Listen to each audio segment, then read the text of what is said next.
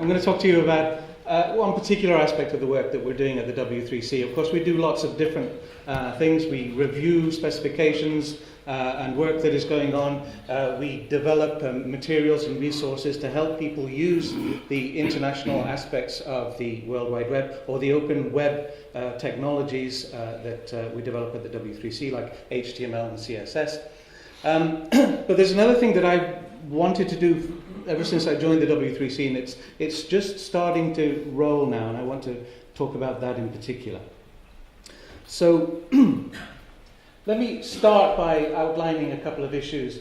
I don't expect you to read this, it's just a picture of one of our specifications. It's the CSS3 text module, and this module in CSS helps you to produce text in a nice typographic style, supposedly whatever your language or script is.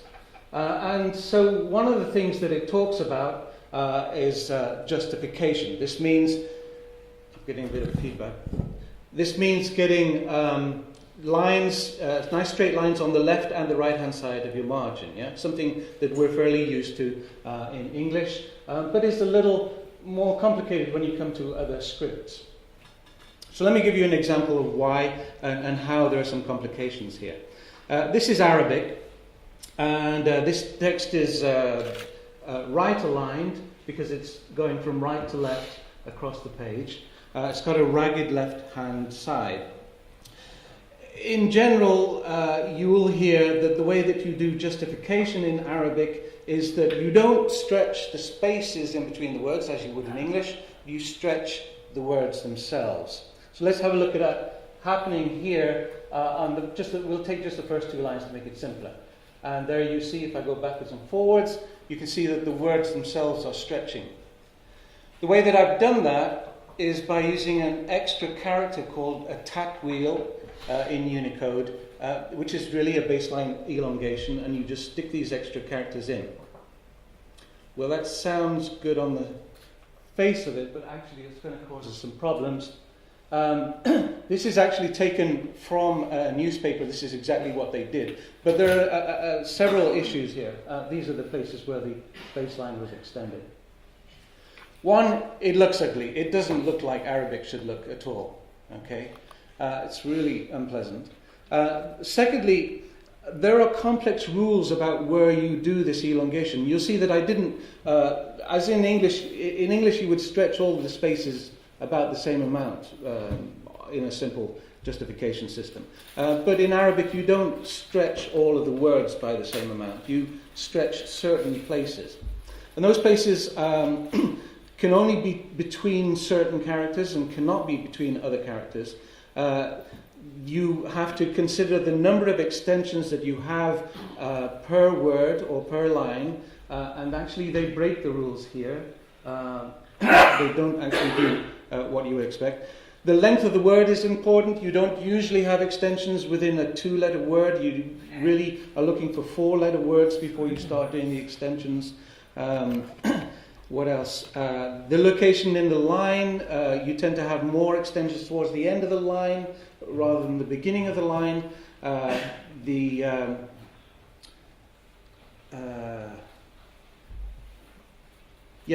So those are the things I've got there. And then font styles and differences, I'll talk to you about that in a second. One of the issues with using this extra character also is that when you're on the web, as opposed to being in a fixed printed document, the window can grow and shrink and your paragraphs start changing shape.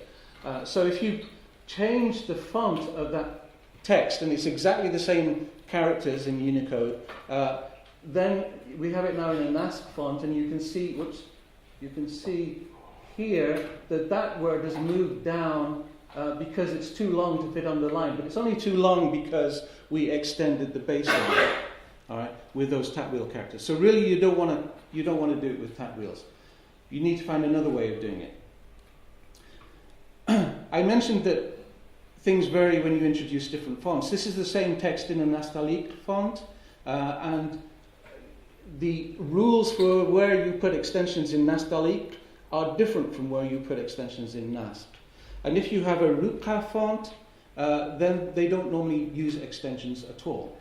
So there we have a difference that's occurring because you're applying a different font, not because you're changing the text in any way. And this is a slightly difficult thing for us to get our heads around as to how to manage that situation in CSS. It's a bit unusual. If we go back to the NASC font for a moment, look at these two lines again. As I said, most people assume that you stretch the text, and here's how you could do that in a high-end system without adding tap wheels. Here, the text has been stretched by stretching the glyphs, the font, for the particular letters itself. To make that work, you have a number of issues. One, you have to have the rules in the application somehow, and two, you have to have a font that understands those rules and can make it work.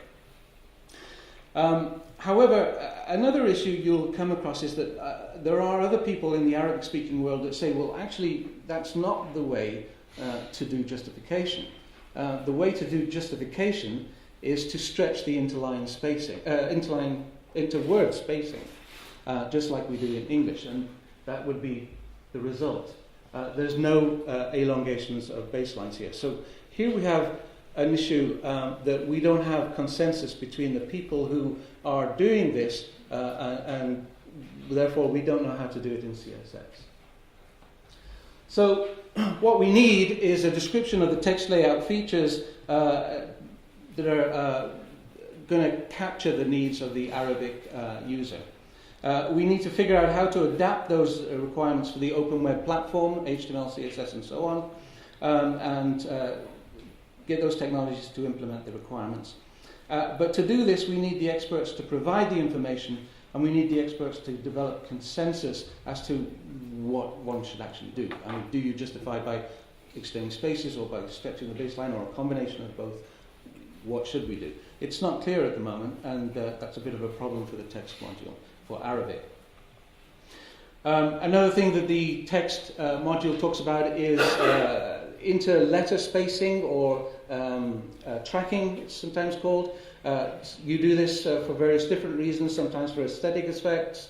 In German, you might do it for emphasis. It's a way, it's like italicization or bolding. You spread apart characters. You can do that in other non-Latin scripts as well. Here's an example in Thai. If you see this bit up here, the title, it's actually been spaced out. And there's an issue here, however. If you looked at the composition of that text in character by character, you see you've got this character here, and this character here, which has the circle and has the additional spacing shape. And you have a repetition of that in the rest of the word. However, if you look at the way that it's spaced, you can see the space comes in between the circle and the second part of that character. So in order to actually make that work, you have to convert the characters that you have into different characters and then put the spacing in between those. All right? So there's something extra that has to go on there. This is something that only popped up because somebody happened to read an email on the CSS list and said, wait, you can't do it this way in Thai. You have to do something different. There's a lot more of those things out there. And one of the things that I'm really interested in doing is getting that information into the W3C and finding ways of documenting it so that we can then decide how that affects the way that we go about doing stuff on the web. Here's another example, Indic letter spacing. So here we have letter spacing applied to Hindi word. And you see there's this clump here, which is a syllable, basically. And so it operates as a single unit. However, the way that the CSS specification currently says that you do this inter-letter spacing is you do it on the basis of what Unicode calls grapheme clusters. This is a definition that says you take the base character and combine characters, basically, and that's your unit. If you did that, you'd end up with this third line here, which is not what you would necessarily expect. So again, here's the list of characters involved. This one, and this one. And this one, they all make a single syllabic unit. But if you look at them in terms of graphene clusters, you've got 2 graphene clusters going there, and that's why you have this problem. So this is a little more complicated because, again, you can produce text that looks like this, and you can produce text that looks like this, and it depends often on the font that you have, whether that font has the ligatures necessary. And so what you would expect to happen in terms of the units that you're dealing with depends, again, on the font that you're using. How do you know what font you have? How do you know what the characteristics of that font are? These are some of the problems that we have to deal with. So, what we are doing about this at the moment, again, don't worry, you don't have to read these are just pictures. Our flagship was the Japanese Layout Requirements document, which was published, the second version of it was published in 2012. And here it's a very long document, it's got lots of pictures in it, so it's great to read. And it talks about all sorts of things. The projection is not terribly clear, I'm afraid, but here you have how to design a page, because in Japanese you don't decide how big your text is going to be, and then your margins are going to be, and then work out the page size. You work out how big the text is going to be, and then from that work out the margins, sort of inside out compared to what we used to in the West. Ruby annotations for phonetics for hand characters. How to justify Japanese text. We have information about all of this, and it's being used for digital publishing products. It's being used for CSS. It's being used for all sorts of places. It's really good information. So what I want to do, here we have, for example, Ruby the Ruby information is being used to improve the HTML specification, and is now being used also to improve the CSS specification as well. And vertical text. We have Korean layout requirements, which are currently being developed. It's going a little slowly. One of the new things that came out of there is the idea that you have to kern the pairs of characters that you're dealing with. We've just started with Chinese layout requirements, and one of the things that they've been working on mostly so far is annotation in pinyin or bokkomofo in traditional Chinese.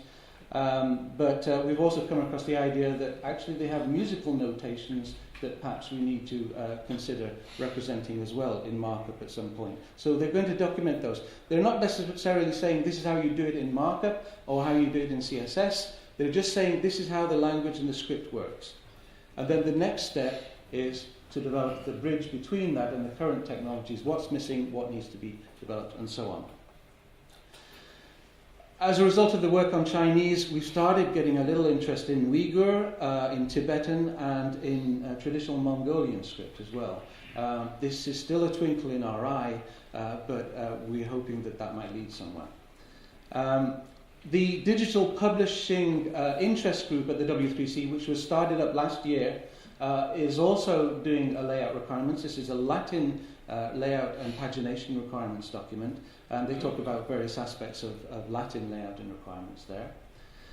If you're interested in that, go to this link here and follow what they're doing. And we have some Indic layout requirements which are going, again, a little slowly, but are looking at various aspects of various Indic scripts and what is needed there too. We have a document called Predefined Counter Styles, which lists for a whole bunch of different scripts ways of counting in a particular language. So if you have a numbered list, for example, and you want to have that list numbered for Ethiopic script, this will tell you how to do it. In fact, there's about 120 odd different styles there, which are described in a way that you can just cut and paste into your CSS, and you'll get that styling when the counter style specification is implemented. Arabic layout requirements. Okay, insert information here. We're looking for people to help. Southeast Asian layout requirements, we're looking for people to help. In fact, all sorts of layout requirements, we're looking for people to help. And that's where you guys come in. How can you help? Well, participate in the development of the current layout requirements if you can. Review them. You don't have to be an expert in typography. You can review the stuff and send us suggestions. You could, if you were an expert in typography, help us write them, get a group of people together, send suggestions about it, tweet about it, get your friends involved if you can't do it, but you know somebody who might be interested. Propose an expert team to work on a set of new requirements. Help us map the requirements onto the open web technologies. A whole bunch of scope there. But I hope that you will spread the word about what we're trying to do here, and that we can improve not just the ability to represent your language, but to represent the cultural features that you expect to have in typography, particularly when we're getting into digital publishing in a big way these days. And we need to make books look like books would look in your culture. So I have to finish, but thank you for your time.